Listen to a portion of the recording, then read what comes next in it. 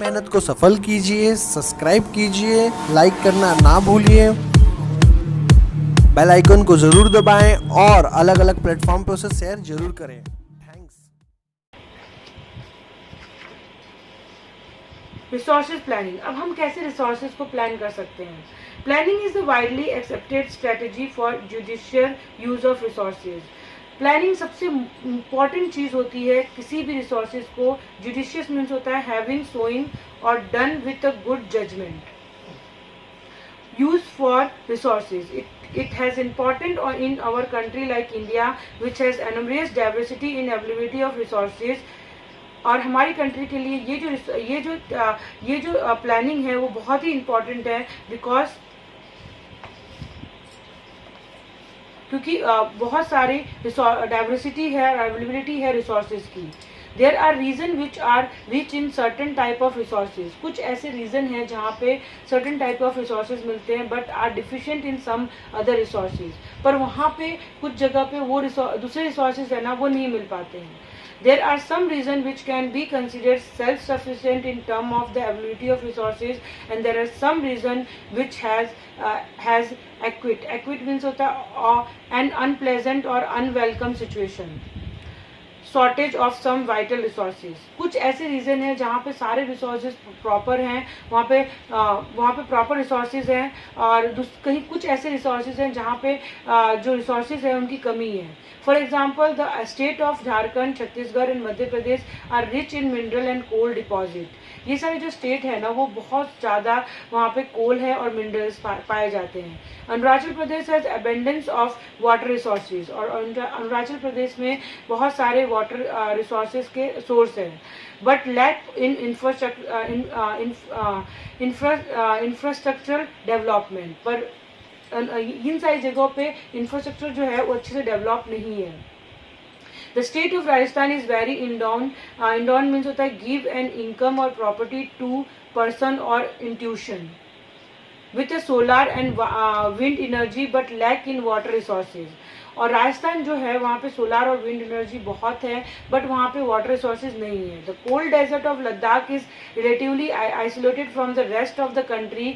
और जो लद्दाख है ऑलरेडी बहुत दूर आइसोलेटेड है हमारी कंट्री से। It has very rich culture heritage but it is a deficient in water infrastructure and some vital mineral. और ये जो लद्दाख है उसका कल्चर बहुत ही कल्चर हेरिटेज बहुत अच्छा है बट वहाँ पे इंफ्रास्ट्रक्चर डेवलप नहीं है और वहाँ पे वाटर स्कैसिटी है। This call for balance resources planning at the national, state and regional local level. इसे हम कहते हैं कि कैसे इसे हम कहते हैं कि balance resources planning national level पे, स्टेट लेवल पे और लोकल लेवल पे। Resource planning in India. अब हमारी कंट्री में हम कैसे रिसोर्स को प्लान कर सकते हैं? Resources planning is complex process which involve identification and inventories. Inventories means the complete list of items such as property, good in stock or the building. Inventories of resources across the region of the country. They involve surveying, mapping and quality and quantity estimation and measurement of the resources. जो भी resources है उनको पहले तो हमें quality wise, quantity wise estimation करना पड़ेगा, measurement करना पड़ेगा, involving a planning structure endowed with appropriate technology, skill and institution set up for implementing resources development plan.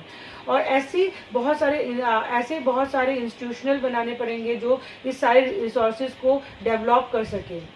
Match the resources development plan with the overall national development plan. और resources development plan को match करना पड़ेगा जो भी national development plans हैं।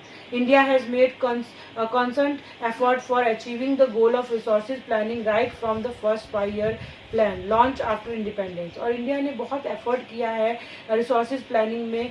जब से हम आज़ाद हुए हैं जो फर्स्ट 5-year प्लान था उसमें भी ये रिसोर्सेज प्लानिंग किया गया था। The availability of resources is necessary. जो अवेलेबिलिटी होती है रिसोर्सेज की बहुत ही ज़रूरी है। Condition for the development of any region, किसी भी रीजन को डेवलप करने के लिए। But mere availability of resources in the absence of corresponding change in the technology institution में हिंडर हिंडर्स मीन्स होता है मेक इट डिफिकल्ट डेवलपमेंट। और बहुत ऐसा होता है कि रिसोर्सेज डेवलपमेंट करने के लिए बहुत सारे प्रॉब्लम्स आते हैं। There are many region in our country that are rich in resources but this are included in economically backward region. हमारी कंट्री में ऐसे बहुत सारे रीजन हैं जहाँ पे रिसोर्सेज जो है वो बहुत सारे हैं बट वो इकोनॉमिकली बैकवर्ड रीजन में आते हैं। On the contrary, there are some regions which have a poor resources base but they are economically developed. और कुछ ऐसी जगह हैं जहाँ पे रिसोर्सेज बिल्कुल नहीं है पर वो इकोनॉमिकली बहुत डेवलप है। The history of colonization reveals that rich resources in colonies were the main attraction for the foreign invaders. हमारी कंट्री में हमें ऑलरेडी पता है कि जो कॉलोनाइजेशन हुआ था तो वो रिसोर्सेज के लिए ही फॉरेनर्स हमारी कंट्री में आए थे। It was primarily the higher level of technological development of colonies country that helped them to exploit resources of other region and establish their supremacy over the colonies। और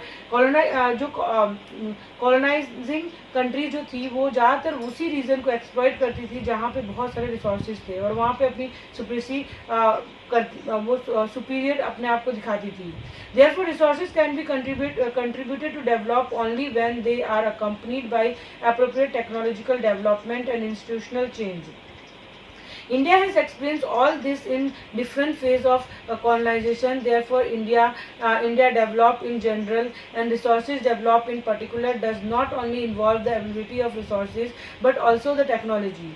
तो हम इससे ये कह सकते हैं कि जो रिसोर्सेज है उसे डेवलप करने के लिए हमारे पास टेक्नोलॉजी भी अच्छी होनी चाहिए, quality of human resources and the historical experience of the people, और क्वालिटी होनी चाहिए और बट ऑल्सो टेक्नोलॉजी क्वालिटी और हमारी जो टेक्नोलॉजी की जो क्वालिटी होनी चाहिए वो भी अच्छी होनी चाहिए of a human resources and the historical experience of the people.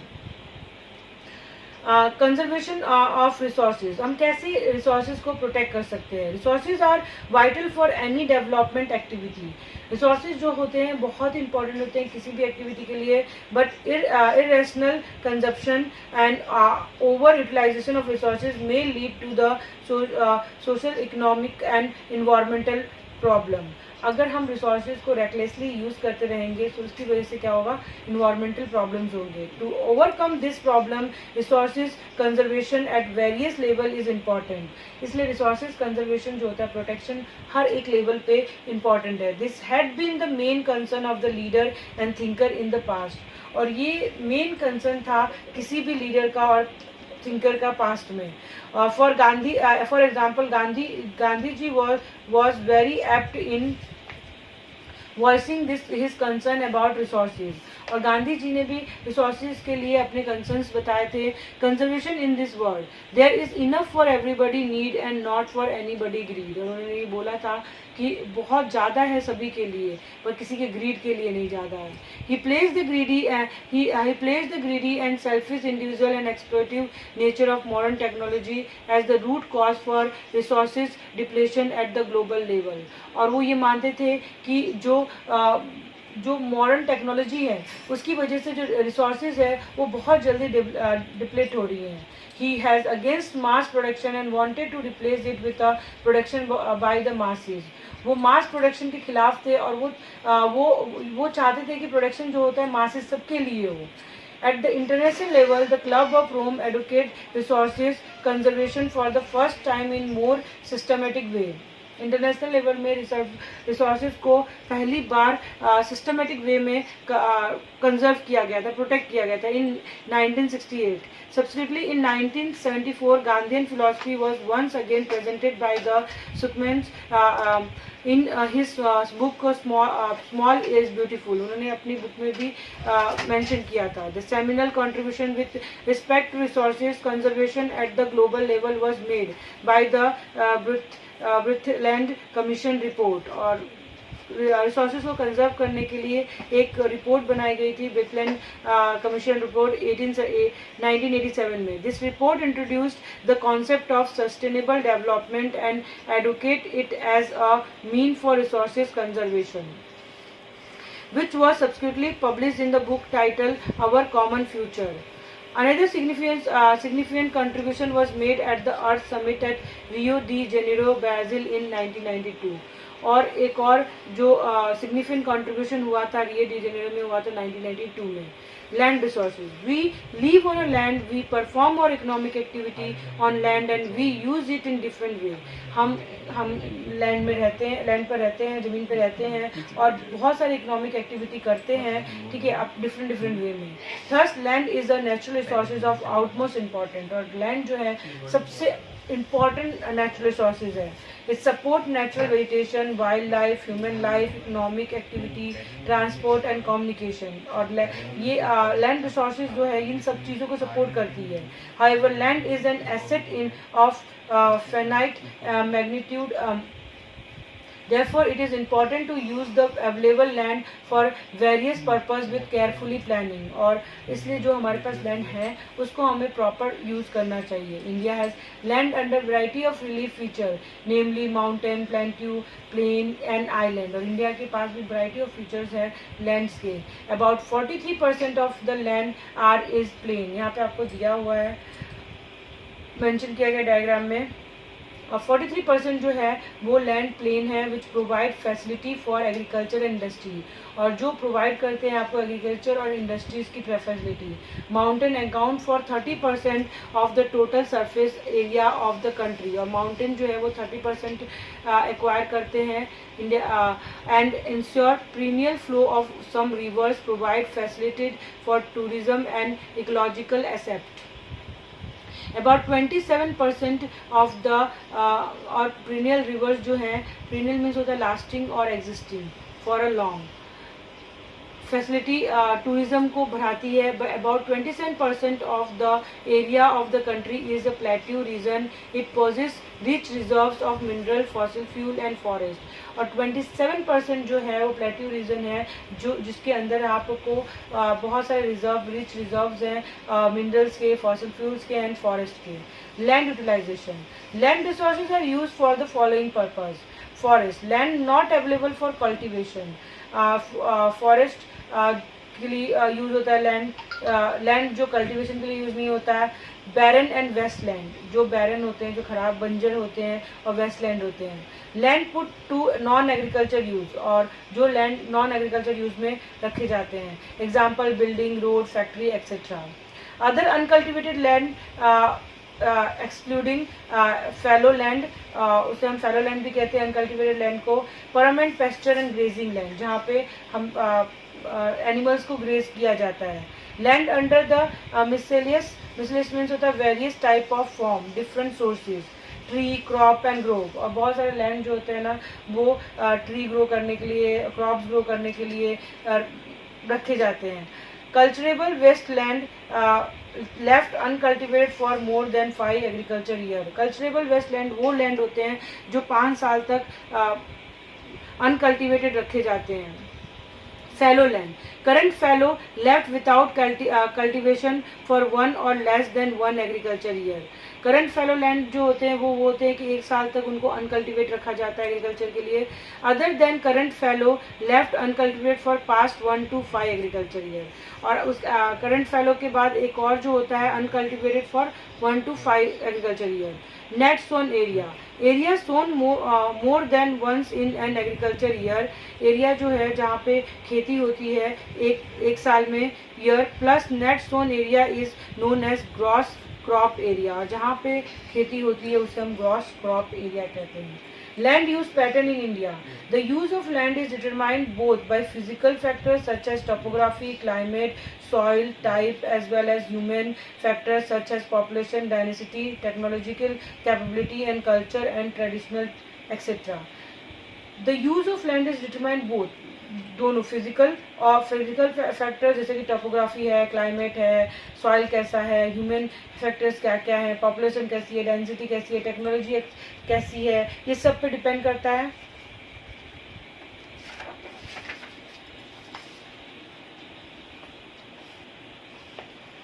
यहाँ पे आपको दिया हुआ है directorate of economic and statistic ministry of agriculture 2017 का यहाँ पे आपको डेटा दिया गया है। Total geographical area of India is 3.28 और इंडिया का जो जियोग्राफिकल एरिया है वो 3.28 है million square kilometre. Land use data however is available only for 93% of the total geographical area. जो लैंड यूज़ किया जाता है वो 93% है जितने भी एरिया हैं इंडिया के अंदर। Reporting for most of the north east state except Assam has not been done fully. However some area of Jammu and Kashmir occupied by Pakistan and China have also not been surveyed. और कुछ जो एरिया जो China और पाकिस्तान ने acquire कर रखा है उसे भी हम इसमें सर्वे नहीं किया गया है। The land under the permanent pasture has also decreased और जो लैंड जहाँ पे परमानेंट पेस्चर होते हैं जहाँ पे एनिमल्स को ग्रेज किया जाता है वो भी डिक्रीज हुए हैं। How are we able to feed our huge cattle population on this pasture land and what are the consequence of it. और कैसे हम इतने सारे जो एनिमल्स हैं उनको हम ग्रेज कर सकते हैं। Most of the other than the current fallow lands are either of poor quality और the cost of cultivation of such land is very high.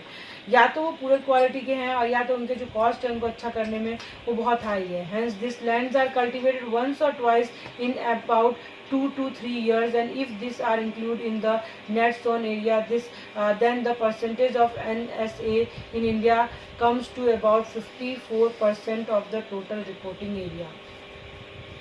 और ये जो लैंड्स हैं नेट वहाँ पे 3 सालों में 1 या 2 बार खेती होती है। अगर उसे हम इंक्लूड करते हैं NSA के रिपोर्ट में तो 50% एरिया है जहाँ पे कल्टीवेशन होता है। The pattern of the net sown area varies greatly for one state to another और जो पैटर्न है वो एक स्टेट से दूसरे स्टेट में अलग है। It is over 80% of the total area in Punjab and Haryana and less than 10% in Arunachal Pradesh, Mizoram, Manipur and Andaman Nicobar island. 80% जो लैंड है पंजाब और हरियाणा में वो कल्टीवेटेड रहते हैं और 10% ही लैंड है अरुणाचल प्रदेश और मिजोरम के जो कल्टीवेशन किए जाते हैं। Forest area in the country is far lower than the desired और फॉरेस्ट एरिया जो है हमारी कंट्री का वो बहुत ही कम है 33% of the geographical area. As it was outlined in the National Forest Policy, it was considered essential for the maintenance of ecological balance। पर हमारी जो नेशनल पॉलिसी बनी थी 1952 में उस फॉरेस्ट नेशनल पॉलिसी इसके लिए बहुत इंपॉर्टेंट है इकोलॉजिकल बैलेंस बनाने के लिए forest area. The livelihood of millions of people who live on the fringe of this forest depend upon it और बहुत सारे जो लोग हैं जो फॉरेस्ट में रहते हैं वो फॉरेस्ट पे ही डिपेंड करते हैं। Part from the land is term as a waste land and land put to other non-agriculture uses. Westland including rocky, arid and deserted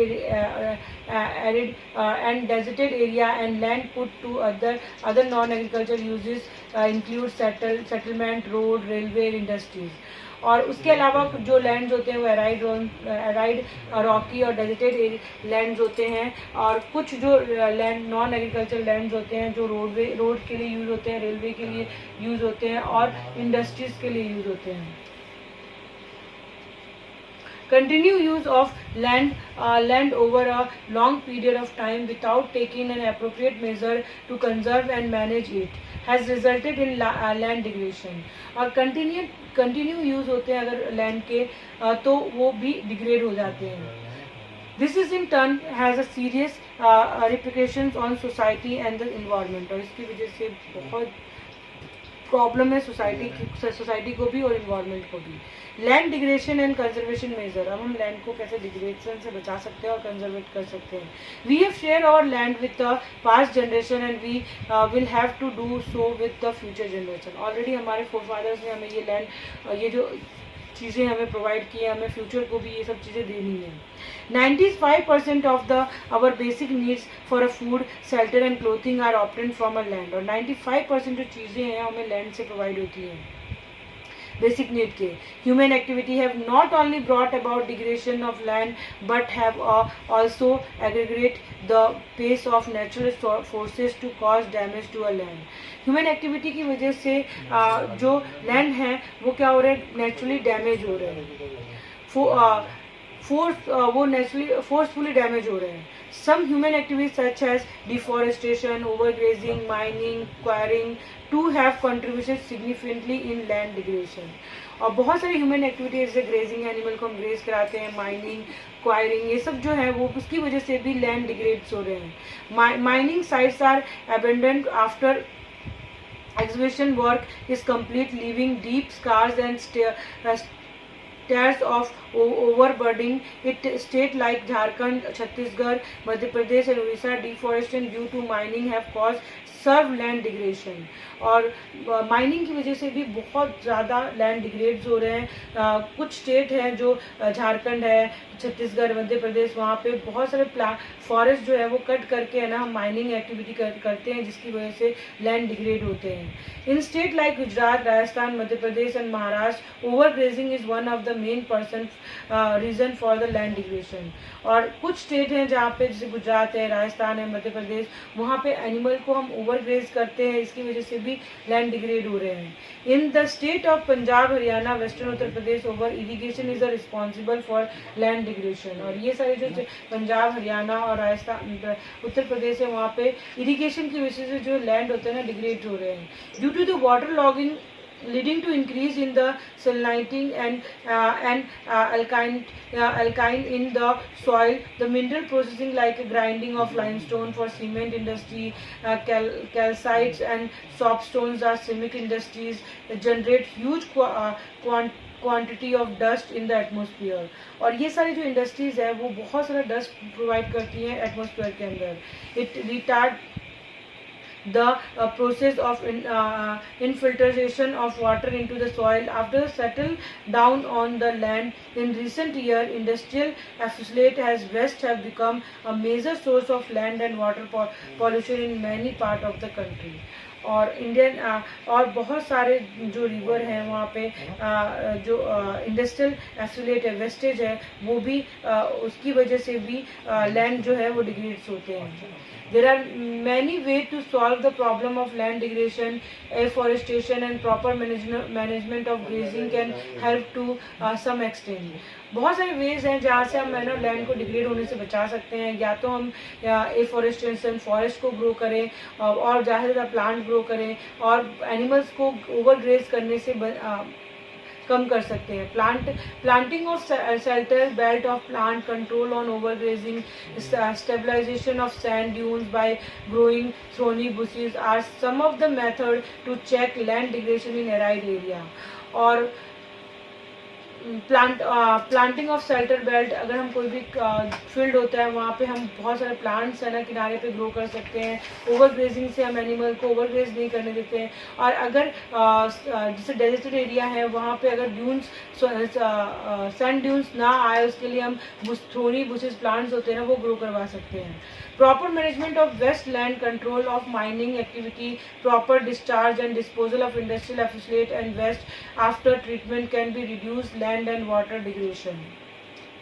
और माइनिंग एक्टिविटी जो होती है वो भी प्रॉपरली मैनेज करके की जाए. और जो इंडस्ट्रियल वेस्ट होता है वो उससे भी लैंड और वाटर को प्रॉपर ट्रीटमेंट के थ्रू से किया जाए तो उससे हम लैंड और वाटर को डिग्रेड होने से बचा सकते हैं. इंडस्ट्रियल एंड सब अर्बन एरिया.